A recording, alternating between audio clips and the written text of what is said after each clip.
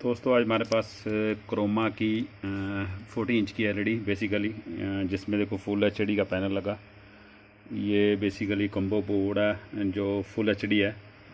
तो बेसिकली ये आज हमारे पास रिपेयर होने आया था तो ये स्टैंड बाय में था। हमारे पास जो सेट आया था रेड लाइट इसकी स्टैंड बाय में थी। इसको कैसे रिपेयर करना है और इसका बेसिकली रिपेयर होने के पहले स्टैंड बाय में कौन से वोल्टेज बनते हैं और रिपेयर होने के बाद स्टैंड बाय खुलने के बाद उसके कौन से वोल्टेज बनते हैं, सारी स्कीमा है बेसिकली आपकी इस कम्बो बोर्ड की सारी जानकारी दूंगा।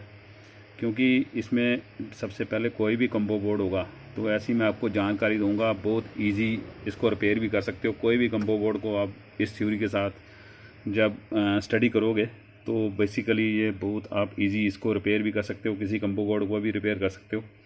तो बेसिकली हमें कोई भी कम्बो बोर्ड है जैसे तो इसका हमें पावर सीक्वेंस पता होना चाहिए कि बेसिकली पावर सीक्वेंस हमें पता होगा तो हम बहुत इजी इसको रिपेयर कर सकते हैं। क्योंकि सबसे पहले हमारे पास जो अभी ये आया था स्टैंड बाय में था, तो पहले मैं इसका वैसे दिखा देता हूँ कि स्टैंड बाय में रेड एलईडी जग रहा है। ये देखो पहले स्टैंड बाय में था, अभी रेड एलईडी जगता है, ऑन नहीं हो रहा था। तो बेसिकली जब हमारा इस केस में नहीं ऑन होता तो इसके सारे मैं अभी आपको इसके वोल्टेज के बारे में बताऊंगा, तो बहुत आप इजी से रिपेयर भी कर सकते हो। तो सबसे पहले देखो हमारे जो मेन एसएमपीएस सप्लाई है, इससे हमारी दो सप्लाई बनती हैं। एक तो हमारी 12 वोल्ट सप्लाई, ठीक है, जो हमारे मदरबोर्ड लॉजिक बोर्ड को जाती है, और दूसरा हमारी एक बैकलाइट के लिए सप्लाई। और बैकलाइट की सप्लाई के पहले मैं बता दूं, क्योंकि जैसे हमारे यहाँ अभी 38-39 वोल्ट बन रहे हैं, जो बैकलाइट कोई भी सप्लाई जब हमारी बनेगी बैकलाइट की सप्लाई, देखो ये अभी 39 वोल्ट बन रहे हैं, बाकी जब ये एलईडी ऑन होगी तो हमेशा डबल वोल्टेज हो जाते हैं।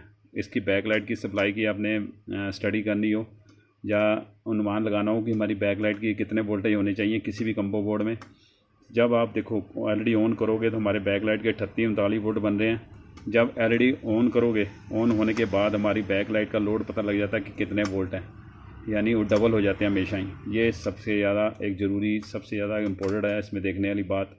किसी भी मदरबोर्ड में सब यही पावर सीक्वेंस चलता है। और दूसरी ये हमारा 12 वोल्ट जो हमारे बनते हैं, दूसरे 12 वोल्ट की सप्लाई जो हमारी बनती है, इसका भी हमें पता होना चाहिए कि 12 वोल्ट से हमारी पहले देखो 12 वोल्ट से पहले हमारा एक step down converter, buck converter जो एक सप्लाई बनी होती है। 12 वोल्ट हमारे इस पी पे आएंगे और 5 वोल्ट इसकी आउटपुट होगी। और ये देखो ये 12 वोल्ट जब हमारे इस पी पे आएंगे, ये एक 6 पिन का एलईडी हुआ लगा हुआ है, बक कन्वर्टर लगा हुआ स्टेप डाउन, इससे हमारी 5 वोल्ट की सप्लाई बनेगी। यहाँ से हमारी 5 वोल्ट सप्लाई और हमारी एक 3.3 सप्लाई, 5 वोल्ट हमारी इस पे जाएंगे। ये हमारा 3 पिन का रेगुलेटर लगा हुआ है और ये 5 वोल्ट इसके इनपुट है, 3.3 वोल्ट इसकी आउटपुट सप्लाई बनेगी। ये यानी ये हमें पता होना चाहिए पहले 5 वोल्ट और हमारी 3.3 वोल्ट सप्लाई बनेगी। और इसके बाद एक हमारी सप्लाई और बनती है कोर वोल्टेज। ये सबसे ज़्यादा जो हमारा ये स्मार्ट बोर्ड है बेसिकली, नहीं स्मार्ट बोर्ड नहीं है, बेसिकली सिंपल बोर्ड है। तो सिंपल बोर्ड में भी थ्योरी थोड़ी स्मार्ट बोर्ड से गलती मिलती है, पर ये हमारा बेसिकली जो सिंपल स्मार्ट बोर्ड नहीं है। तो इसमें कोर वोल्टेज ये हमारे बेसिकली कोर वोल्टेज बनते हैं 1.2 वोल्ट। देखो 1.2 वोल्ट ये बनेंगे सबसे पहला स्टेप है 1.2 वोल्टेज। और ये 1.2 वोल्टेज 12 वोल्ट इसकी इनपुट होती है कॉइल पे, ठीक है। 12 वोल्ट इसकी, ये भी एक तरह का बक कन्वर्टर लगा हुआ है। 12 वोल्ट इसके इनपुट होते हैं और 1.2 वोल्ट की सप्लाई बनती है। ये इस पे हमारे जो कॉइल लगी है, कॉइल से एक 6 पिन का एलईडी लगा हुआ है, इससे हमारा बक कन्वर्टर कंप्लीट सर्किट बनता है और 1.2 हमारी सप्लाई बनती है।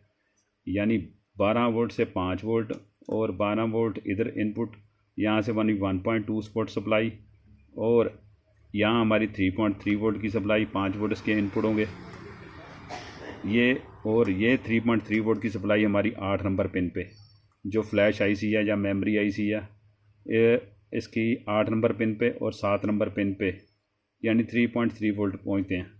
यानी ये आपका पावर सीक्वेंस पता होना चाहिए कि ये हमारी सप्लाई पहले बनती हैं और इसके बाद मैं वैसे बता दूं, पावर ऑन होने के बाद देखो, इसमें पावर ऑन होने के बाद जैसे हमारा स्टैंड बाय हम रिलीज़ हो जाता है, तो बेसिकली स्टैंड बाय रिलीज़ होने के बाद हमारी एक रैम की सप्लाई बनती है। ये देखो, ये हमारा 1.8 वोल्ट की सप्लाई, ये हमारा बेसिकली 1.8 वोल्ट का रेगुलेटर लगा हुआ है।